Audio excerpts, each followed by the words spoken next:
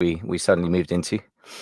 We are broadcasting live in Callin and also in several Facebook groups and on our YouTube channel. So we'll take a minute and let people hop in with us.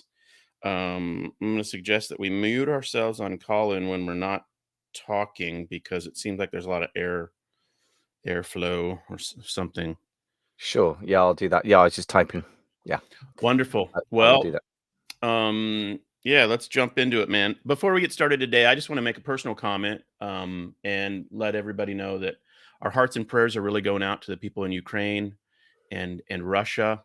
This week has been captivating in a horrible way, and we know friends and business partners in both countries, and really believe for the very best in terms of quick resolution. And I think that's my hope and prayer is that this just ends quickly. And I wanted to mention that because I don't know about you, Michael, but when we talk about marketing, a lot of times war metaphors just kind of insert themselves. I mean, it kind of, we turn it into war language frequently. And I just don't want to be insensitive to that in the week, where there's such conflict in Europe. And so thanks for letting me just mention that. But I do think it's important for us to keep it top of mind.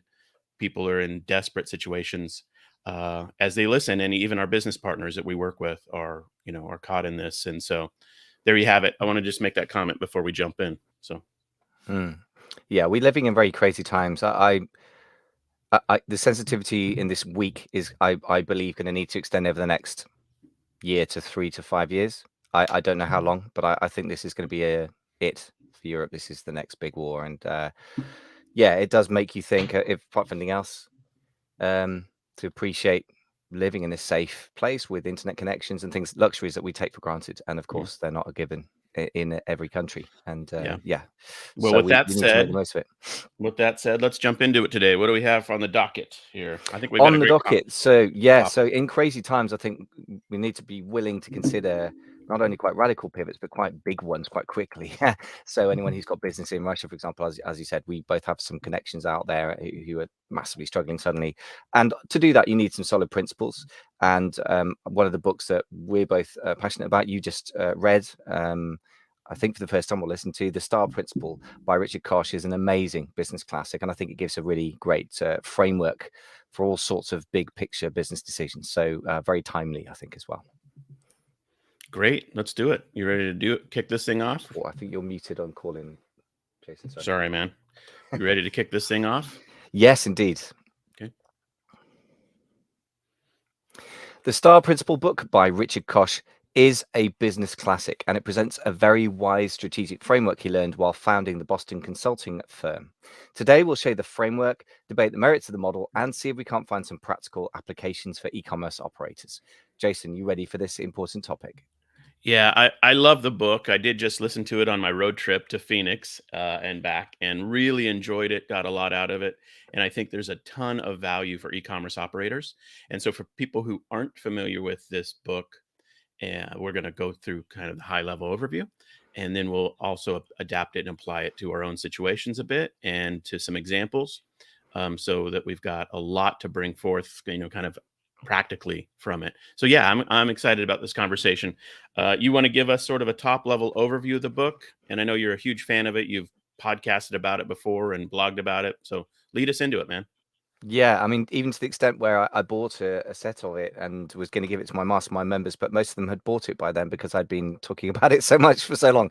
Yeah, so my understanding of the Boston Consulting Group Matrix, which is really the basis for the STAR principle, first of all, I think it's been around for a long time. I think it was quite big in the 60s even. So it's not new, but the power of it's been overlooked, I think. My understanding is that you have two aspects that define STAR business, or the other aspects. One is the growth rate of the market they're in. Is it above or below 10% annually? And online, many markets are growing extremely fast. So that's maybe not such a radical thing for us. The percentage of market share that the market has, or the let me try that again. The percentage of market share of that market which a particular company has, in other words, are you a market leader or a follower, is the other main criterion. And that, I think, is a lot harder for many of us. Online are part of growing markets, but not the market leader. So market leader is really defined as having about twice as much revenue as a percentage of the market as your nearest competition. That's my understanding. So we've got 4 quadrants. Shall I summarize them and then we sort of dive into each one? Yeah, sure. Let's do it that way. So basically, those two dynamics: fast growing or slow growing, and market leader, high yes or no, or higher high. You are or you aren't. I guess market leader Yeah. are the two uh, points of reference, and that creates a 4 quadrant grid, and that really is the Mm. heart of it. In the show notes, we'll have a link to that 4 quadrant grid, so you can see visually what we're talking about here. But yeah, let's go through the 4 quadrants. So starting in the top left, which is the most valuable bits, is when somebody's got a high growth market and they are the market leader, the so-called star business, which I think is Richard Koch's addition to the Boston Consulting Group matrix. Quadrant 2 is a more interesting one where you're in a high growth market, but you're a follower, which I think from my experience, a heck of a lot of people in e-commerce are in. And that's what he calls a question mark. So it could become valuable if it can take market leadership. Quadrant 3 is when you're in a low growth market, but you're the market leader. And that's what Richard Koch calls a cash cow. In other words, it will produce a lot of money for the owner, but it doesn't necessarily have the future to be a hugely valuable business, maybe somewhat valuable. And then quadrant 4 is low growth and a follower and what he calls a dogs. And basically, his advice is obviously you sell out those product lines or those businesses. So that's my understanding of that one. Yeah, so it's a pretty straightforward framework, really. Mm. And you're the star, you're the cash cow. Either of those are good, or your product is. You should say. I guess you say, or your brand is, or you're a dog, which is just big trouble, or you're in this position where you're unsure what to do. I love that. I mean, that's a very clean framework. And I think most of us who sell for a while in a specific marketplace start to get a feel for who our major competitors are, and whether or not those competitors are better than us, bigger than us, sell more than us or not. It's sometimes hard to figure out when you're first starting, but over time, you start to see their marketing and you start to see like what they do, and you begin to realize, oh, I'm not the only person in this marketplace. And sometimes it's immediately, visible. Other times it's not. And so why don't we talk a little bit about why we like this interesting model? I mean, you were passionate about this book. You referred me to it, and obviously you made reference to it in your mastermind group and you even bought it for all your mastermind members. Why do you like it so much? What's captivating to you about it? So, a couple of things. I mean, the first thing is obviously a 2 by 2 matrix is the sort of cliche of management consulting, and it's very easy to dismiss something like that because it looks like everything else. And there are 3 reasons, I guess, why I like this one a great deal more than just some other neat little framework. Number one, Richard Koch, his actual results. He was a management consultant, so I guess part of what I do and part of what you do, and he retired with about £3-5 million, or a few $1 million, paid off his house, and he had some money left to invest. So pretty late in his life, unlike a sort of big, shall we say, boastful entrepreneur type, he quietly just got on with being an investor, pure and simple, which is a mindset that I think helps business owners in terms of standing back from the situation at a 50,000-foot view, which is, I think, Richard Koch's great skill. So first of all, out of 16 investments he's made, 8 of them have had a positive return. Your average venture capitalist who are super sharp people would get 1 in 10. And for comparison, Shark's Tank, I believe that the positive return rate of the investments on that was a dismal 1 in 33. So those are spectacular, unbelievable results. And if you've done it, 16 times and 8 positive, I don't think that's a coincidence. It means he's really onto something powerful. Second thing is, I've seen this kind of pattern emerging so strongly in e-commerce markets that I've analyzed, participated in, advised on over the years. So it really makes sense of what I see in a very simple and yet truthful way.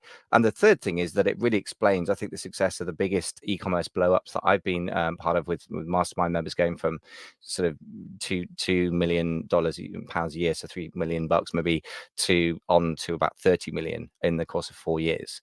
And I think a lot of it is explained by this principle, in my opinion. So that's really why I'm passionate about it. Oh man, you've just piqued our interest with that example that you didn't really. Muted on Oh, recording. sorry. You just piqued our interest with that example. That you didn't mention the name or details, but we might have to pick your brain about that one a little bit. But yeah, I think that it is interesting. As I read this book, of course, I was constantly, as I was listening to it, trying to apply it to my own circumstance in my own, e-commerce operations. And then I was also at the same time trying to think about other clients that we work with, and I guess to your point, sort of the recipe for their success and how they've become either the star in their niche or industry, or how they become cash cow, or where they're at in that journey. And I think that's really kind of the interesting point for me, is to apply this to your specific situation in your business. And I could do that for 4 or 5 things that I'm involved in. Obviously, as an influencer brand for the Happy Gardening Life, as Pixie Fair, as a marketplace, as our Shopify consulting work that we do, and in e-commerce consulting, and then my author work with my books. Every one of these is a competitive landscape, that we could take these principles and apply to, and that's kind of what I was trying to do. I think I like it for that reason, because it gives you an understanding of orienting yourself to where you're at, and then giving you a like a compass map. Like, okay, if you are here, do this. If you are there, do that. And so his, I guess you could say, a prescription for what to do where you're at is interesting. And so maybe we should talk through that as well. And I tried to share my screen and it won't let me, but I'll have it in the show notes. But basically, what his star principle recommendations are, or prescriptions are, is that if you're in the star category in a high growth market and you're the market leader, you should only do one thing: invest in scaling, scaling, scaling. I mean, you're at the top of the industry, and you want to just pour, fuel onto that effort. And so that's the first thing to do if you're in that position. That's rarefied air, and not everybody's in that position, obviously. But if you're not, then what box are you in? And the second box, it's still very, very positive, is this low growth market where you're the leader. And so you're the leader and it's low growth market. Now, I happen to be in one of those situations for one of our brands, and that's it's Pixie Fair. And so in that position, his number one piece of advice, his instruction to us, is protect yourself, protect your brand, protect the market leadership that you own.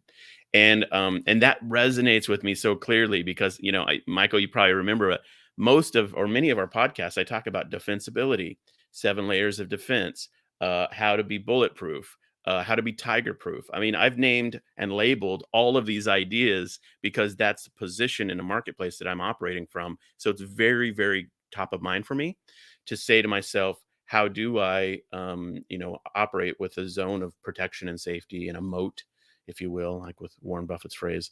So those are the 2 super positive, categories you can find yourself in. I'd love your thoughts and ideas on those, Michael. And then we talk about the bad, the kind of the worst scenarios. What are your thoughts? Yeah, a couple of things. I mean, the cash cow thing is interesting, that you're experiencing that. I guess, in a sense, a lot of the pitch for a lot of a lot of e-commerce type businesses, or internet marketing, biz ops generally, since that started in, I guess, the early 2000s, has been almost selling people the idea of a cash cow. And they use phrases like cash machine, don't they, all the time? And that's probably quite disingenuous, because that's quite hard to get to. But if you are going to support your family and live your life based on the cash flow of that, as you and Cinnamon have for years successfully, then 100% protection is actually the focus you should be having. But before you get there, you've got to have had some pretty strong growth. So I imagine that this brings in another element, which is things go through waves. For example, the smartphone or iPhone market was an absolute killer growth market, and any business that dominated that was a star market. It was a star business or business segment for Apple, for example, for a long time. Now that growth has slowed down, and Apple probably is the market leader, but they're the cash cow business now, because it's a slower growth market, and which is one reason why Apple is incredibly profitable. And so I guess things go through phases. I would presume in your case that Pixie Fair did grow pretty rapidly at certain points in its history, as well, which is another aspect that brings up for me. Yeah, this is really interesting, because to your point, I think people do sell internet marketing with that idea of, find your niche and all. And to use the STAR framework and to say that you're the market leader in a slow growing niche isn't exactly the only consideration, because it's not the growth of the market, it's the overall total addressable market, which is a phrase Silicon Valley app makers and software makers love to use, which is the TAM, total addressable market. And so what you find yourself in is this situation where you can be the leader in a slow growing, small total addressable market niche. And that can be a wonderful place to operate. Now, you're not going to be a big company. You're going to be a leader in a small, but you're going to have dominance and be the leader in a small niche. It's like, think of it like a small house or a small castle. And even in E-commerce Power, my book, I write in the foreword about small islands that no one is occupying, and you can go to the small island and be the king of the small island. And that framework is, I think, directly relevant because that's so much of what's happening online. Is there are unserved small markets where no one has, I guess, to say, no one has said to themselves, this is the place I want to serve. And even though it's a small market, I'm going to be, the leader in it. Most of the time, people, when they come into e-commerce operations or work, they try to take on, like, I'm going to make sneakers. I'm going to make mobile phones. I'm going to make, I'm going to make a fashion brand. And they come into markets without segmentation or niche thinking, and they come in way too big. And so this isn't a wrinkle in the STAR model that's very interesting. Is it can be slow growth, you can be the leader, but it can also be very, very small, and that's cool. And so I think that's an interesting dynamic that we've lived out, and obviously the doll clothes pattern industry is not that big. But that's the world in which we operate, yeah, with one of our brands. So one thought, one differentiation, or how can I put this? The idea of small markets or big markets implies a sort of stasis, like they're just small or they're just big. And what interests me is the journey from one to the other. So even if you are in a potential star market, i.e., you are a big fish in a small pond, the point is how quickly that pond is growing, right? So that growth over time is the thing that defines, a star business. But then also, even if you're in a smaller market that's less dramatically growing, whichever market you're in, it's going to have a sort of life cycle, right? So mobile phones, they didn't exist. Trying to sell one in 1988 meant you were selling to a tiny market of yuppies, as we called them in London. And then it sort of blew up, and then it's gradually heading off, so that it's probably growing a few percent a year. But it's now turned into a cash cow for Apple, or if it's Samsung that dominates it in 5 years' time, or whoever dominates it. So Yeah, that yeah. dynamic is something people miss, because I think, to your Mhm. point, number one error that I see with people going into markets, and it's not just beginners, although they're particularly prone to this, is going into big markets without segmentation of the market into Mhm. niche markets.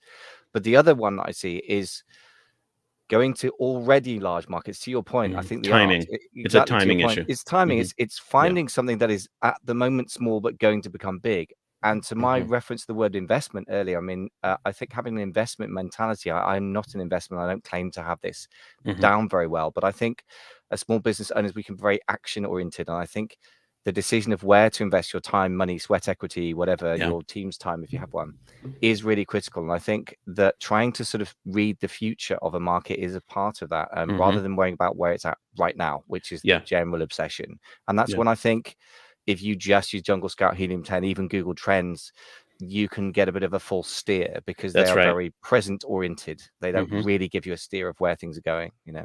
That's totally right. And of course, fidget spinners were all the rage at one month or 1 week in the history of the last decade. But you didn't want to enter that market. And so it's not just the velocity of growth, it's also the durability of the market itself. And that's the other, another wrinkle in this is you want to find a market to operate in that is very predictable for the long term. And to your point, maybe it is fast growing. I'll talk to that issue when we get into the conversation a bit more, because I have a different point of view on that. But what you're looking for is a customer community that wants to continuously buy something that they need for a very long time, that they're not being served well.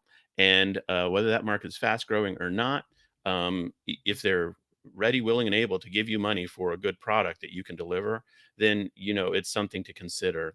And it'll either put you, if you can be the leader, into the star category and, Richard's is framework, or to put you in the cash cow category. Mm. And so that's interesting. Now, if you're not in either of those categories, then in his diagram here, you are in the uh, follower position in terms of market leadership, and you're in the low growth situation in terms of the market that you're operating in. And he calls that a dog. Mm. And with no disrespect, I own a few of those. Like we all We all we do. all we all do. So let's be kind to our puppies. We love them. But his commentary or advice is to exit or Mm. run, or to run them for cash.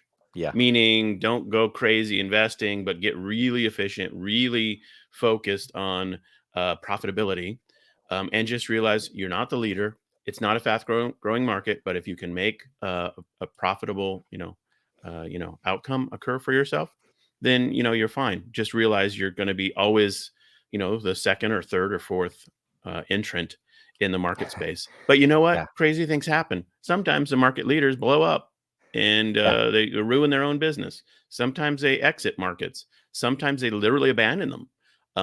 And you never know what happens. So sometimes just being the second or third or fourth runner up doesn't Hmm. mean you don't have an opportunity to do really, really well.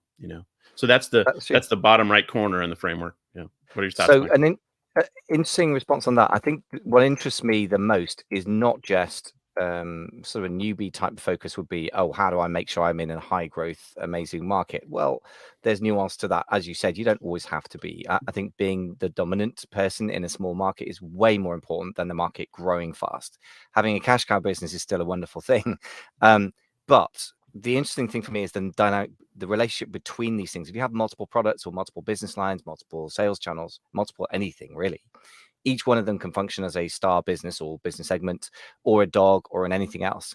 And I think the interesting thing is to make sure, and this is the discipline that is very simple to say, and the clarity of this thinking, I think, helps this, but hard to persuade yourself to do, which is a conversation I was having with somebody in the mastermind the other day. He's got whatever $4 million a year business, wants to grow it. He's done well recently, wants to grow it a lot more. He's got several thousand SKUs and several hundred on Amazon. And I said, okay, so really you're going to have to go through and brutally cut or run for cash and then don't restock the dogs and put the money into the stars. And I think that's that dynamic movement of cash from one part of your portfolio of products or of sales channels, if you will, to another is where some of the real magic lies. Because then you're not looking for a Yeah. theoretical new possibility. You're shifting capital and focus within your own business. Hmm. And That's that exactly can really help things take off. exactly right. You end up becoming a portfolio manager of products. And if you have a portfolio of products and you launch a second brand or buy a different company or whatever, then you end up becoming a portfolio manager of brands that have products. And there will be these outcomes at every one of these outcomes will be occurring inside your business if you have enough SKUs. And that's just the reality of it. And we work with people, and I found myself in this situation as well, where you have a star product and you're like, oh my goodness, this is like the thing. But the first thing that comes in your mind is, how do I defend myself against this not being the thing? I need a second product. I need to like become defensible a bit. And so the second product that you bolt on may or may not be a star. Maybe you have a star, and then your second product is a dog, but then you're like, oh bummer, kill that one. Or maybe your second product is a dog, but you say, you know what, I'm still making some money, it still adds up to help my profit and loss statement, and it maybe helps me have a bigger team or whatever. Or maybe your second product is a cash cow, and then you've got a star and a cash cow, and you're like, oh my, yeah, I've got some real strength now in my business. And so these are the things that you end up doing over time as you get more mature into your products and management of brands. Okay, so the top right corner is the one where he really has an interesting challenge for us, and that is you're in a high growth uh, market, but you're the follower. So it's a fast growing market, but you're the follower. This is such an interesting space to be. And his, recommendation or advice is uh, obviously try to become the leader. He's like, sure, yes, try your best to become the leader, or sell. or he just has a question mark. Like it's very hard to know what to do if it's a fast growing industry and you're the number two. Um, uh, in general, I think my thesis on this spot would be that you should just optimize for both growth and profitability and not run your business as a, like in a deficit. But if you're number two and it's a high growth industry, you think of many industries are like this. It's just Coke and Pepsi is a classic example. At some point in their prior, 100 years, it was a fast growing industry. Maybe it still is. I don't know. I don't know the numbers, but Pepsi's number two and Coke's number one. And so the question there for Pepsi is how best do they operate? And it's certainly a wonderful position to be in, to be the second brand, because what happens in fast growing markets is no one knows about the market, and then many people become exposed to it. This has happened to me. I've been on the rocket ride a few times in this, for example, um, in different ways. And here's my random example, just for an example.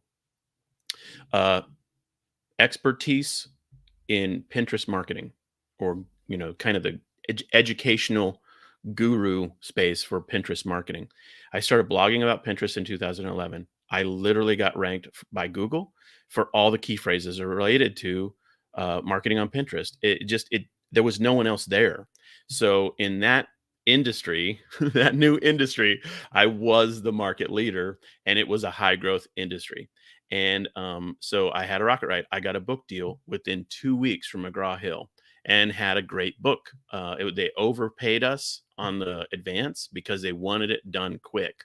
And but then what happened over from 2011 to today, 11 years later, that industry matured. And my leadership position, as soon as big time people, big stars started talking about Pinterest marketing, I didn't have the leadership position anymore.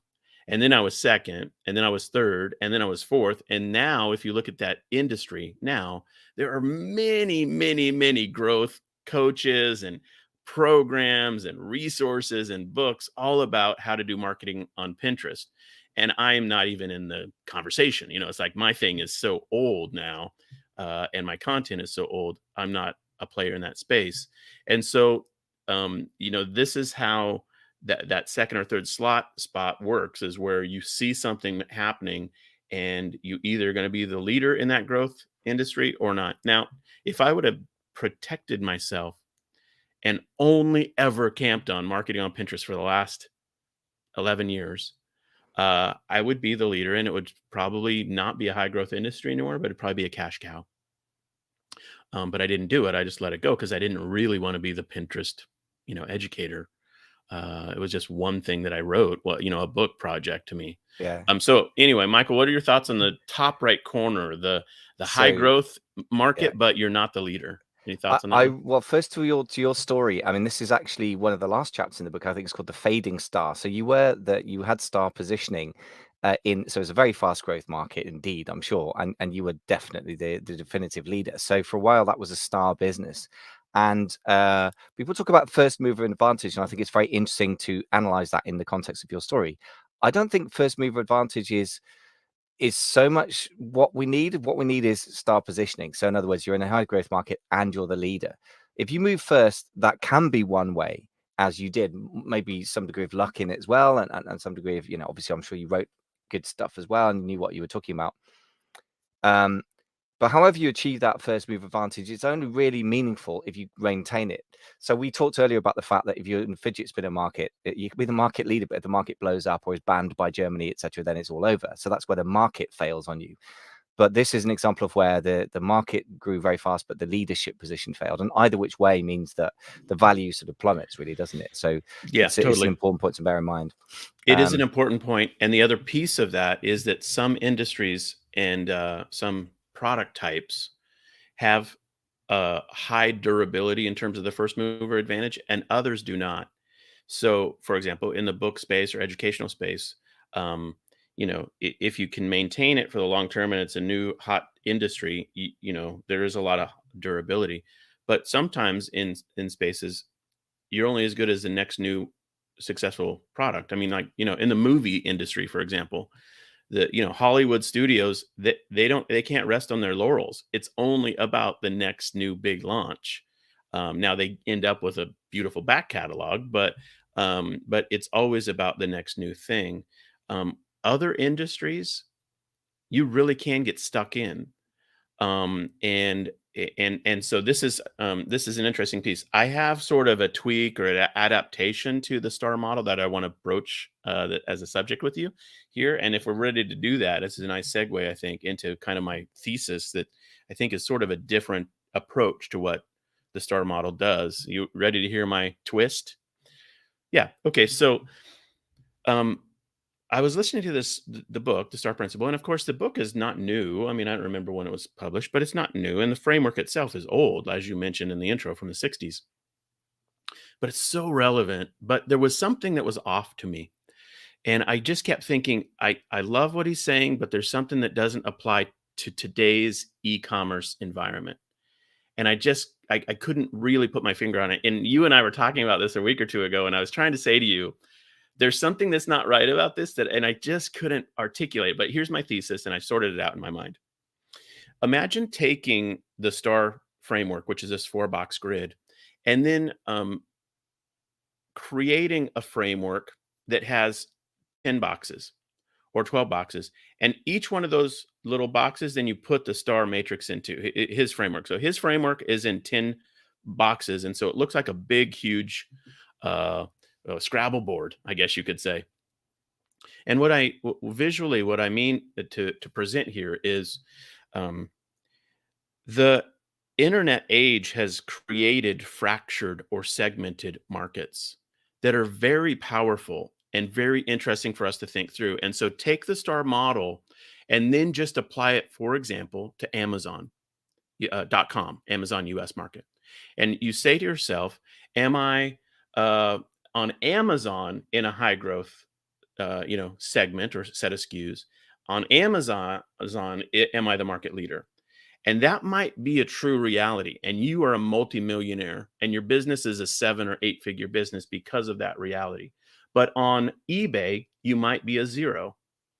And on Craigslist or Etsy or Walmart.com or Mercado Libre or Amazon.jp, the Japan Amazon market, you might be zeros. And so the segmentation or fracturing of the internet space is what's captivating to me, because what it means is his model is too simplistic for today's scenario, but it still gives great instruction. So, for example, if I'm number 1 on Amazon, and I'll use my own book for an example. If you look at Instagram Power Book, I think yesterday as I looked at it, it was number 38 or something like that in social media marketing on Amazon bookstore. Okay, so there it is. It's number 38. And for Instagram topic in general and within social media, it's a number 1 or 2. If you look at the other books, I'm very familiar. So for Instagram marketing in that niche on Amazon, I know kind of where I fall in the star matrix. But what about BarnesNoble.com or the Barnes & Noble bookstores themselves? What about other markets like the German-speaking market in Europe, or the in Brazil, the Portuguese market, or Farsi in the Middle East? My book's been translated to those. So there you have it. You see that while I might be thinking through the framework from this one position, as a brand owner, as a business owner, I have to think of myself in a whole set of positions across a landscape of marketplaces, because there is no single market leader anymore in the digital world, in my view, unless you nail Amazon, and then you go and nail eBay, and then you go and nail Walmart.com, and then you go and nail direct to consumer on Shopify. And when you nail all of those things, you can say we are the industry leader for our product. And if you don't, then you are highly susceptible to somebody saying we're the leading shoe cleaner on eBay, number 1, or we're the leading kitchen knife on Etsy.com, and they're right. They're correct, and you're not. And so that to me is sort of this interesting current thinking or current space in which the star principle can live itself out. But it's a very segmented or fractured marketplace now online. And I think that just is a world changing difference between 30, 40 years ago when they kind of came up with this framework, where there was just one consumer market. Maybe. But maybe there was even regionalization back then and, and that kind of I, thing. So I was going to what say, are I your mean, thoughts? I think first of all, you make an extremely important point, and I think I don't think there's necessarily a conflict. The thing is that it doesn't really matter. I mean, whatever helps us is good, right? So I would say the star principle is simple enough to be something you've got to break down for yourself anyway. It's too simplistic to just go out the door and just make a buying decision on a business or a product line, isn't it? It's a very, very big picture principle anyway, I would argue. But also the segmentation piece, I think if you stand back and look at it from maybe the 70,000 foot view, the internet is a very different distribution model. The psychology of how people interact with it is different. And the segmentation of markets, say Amazon.com versus eBay versus BarnesandNoble.com, if your products appear in all, I mean, that's not a great example, Walmart.com. They're all American consumers nationally. That's one form of segmentation between different internet marketplaces, for example. But then, as you say, especially in America, and you're American, I'm not, I don't know, but America's a very regional country. It's huge, it's a continent size. So I guess that there are regional markets that traditionally existed before the internet. And let's not forget, before Amazon really nailed into, national distribution in a very, very quick, amazing time frame, the sheer size of it when you're dealing with e-commerce and physical products as opposed to digital was still very much a thing. So I would say that the important piece that I take from everything you said and the star principle is really simply that it's market specific. So you could be dominant in Amazon Germany or Germany as a whole. Maybe that's more of a pre-internet thinking. Maybe now it's Amazon Germany or Amazon Yeah. Japan, Yeah. and completely not even existing in America. And by the way, to be fair, that's been around for ages. There have been Sure. pop stars that have made millions selling in the UK and Europe that have never been heard in America. It's actually hard to crack. There are products that I've got. This person that I mentioned that's got to about $30 million revenue never sold in America. And rather, they did try America. They kind of felt it wasn't for them in the way they were doing it at that point, and they're selling in UK and Europe only, quotes unquote. So I think you're right. It's about dominating a specific market with a specific in any specific kind of category of product. And you're absolutely right about that being the key point. I think it's completely relevant to be everywhere if you can't be the winner everywhere, as you said. Yeah, totally right. I as I was thinking about this, I got a few resources, just poked around. There's a good book by Porter. I don't know the details, but I'm just looking at an article. And they talk about strategies for operating in a segmented or a fractured market. And I like this. I'll put it in the show notes. And there's a little 5-step plan. First, conduct a full industry analysis. And that's logical, but most of us probably don't do that. We just look at Keepa or whatever, and we think, oh, okay, this is the scenario on Amazon, but you have no idea what the scenarios are outside of Amazon with that data. So doing a full industry analysis, if you're interested in a specific niche, I think is a great starting point. Just get a big landscape, have somebody on Fiverr do a full industry landscape research project for you, and you'll learn so much about your competitors and all that. So that's one thing. The second step in their model is identify the cause of fragmentation. Now, this is interesting. To your point, could be geographic. It could be marketplace, like to my point earlier. There could be other reasons though, and you want to understand those. The third idea is examine the causes of fragmentation one by one and determine if and how they can be overcome. So if you can be number one on Amazon, can you also then be number one on Walmart.com? And can you overcome the challenges? Fourth thing is, if it can be overcome, is it best defensible or is it defendable once you become the market leader? And then the fifth step is, if it can't be overcome, what do you do? What are the best alternatives for behavior? And that's an interesting framework. So I think this is the position we leave ourselves in, which is taking his model and asking ourselves the question, based on what I'm doing right now with my product, whatever it is, physical, digital, a service, it doesn't matter what it is. My product exists in a lay of the land. And where am I in relation to the competitors and the growth, speed, and velocity of the market, size of the market? And then how do I behave? And that's why I really love the model. it's so practical for each of us, regardless of the size or quality of our business. It applies to everybody who's trying to sell online. So, Michael, you want to wrap it up for us? Final thoughts? Sorry about the pause. Just typing, so I don't want to tap at everyone. Yeah, I like that. Those, is it by Porter, the Forces of Strategy guy? Is that right? Those things you just came up with.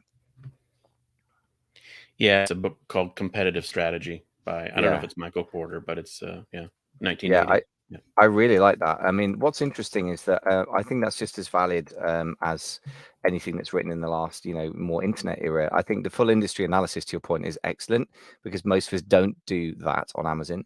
The danger is that if you're really trying to build a brand over the medium term, the fact that you can dominate on Amazon may ignore the fact that you've got some giant competitor breathing down your neck who's beautifully funded and incredibly strong brand who could just easily put products on Amazon. And that's one thing that people need to scan for, I think. Really like the identifying the cause of fragmentation and so forth. That's really fascinating. So I like that a lot.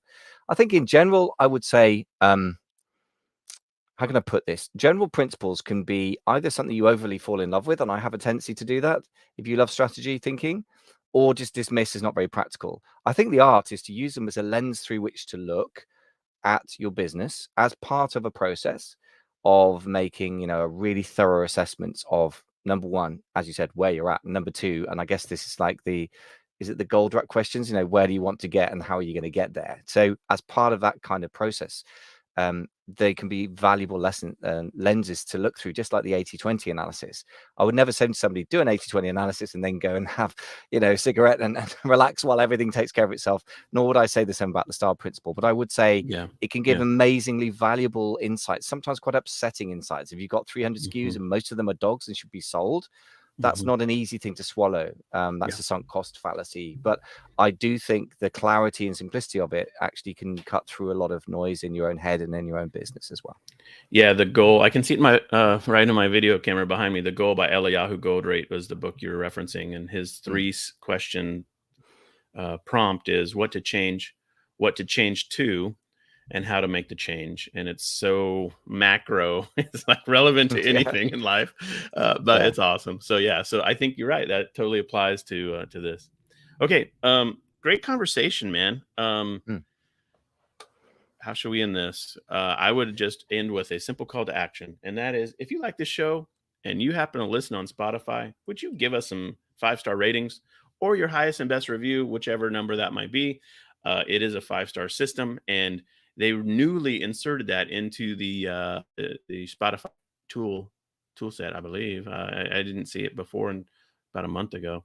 I'd love your highest and best review on Spotify, and that would be really, really helpful. The show's blowing up. I was just looking at the stats yesterday. We're growing really quickly, and it's just an honor to see everybody jumping in, both in the call-in app and also just on Spotify, which is what I generally look at for stats. And it's just an honor to be able to serve a growing community of awesome e-commerce sellers that are changing the world with their products and making a difference. And serving customers well. So thank you, everybody, for letting us serve you with these shows and with the content. Michael, as always, it's an honor. Great conversation. Likewise. Thanks, man. Okay. Bye, everybody.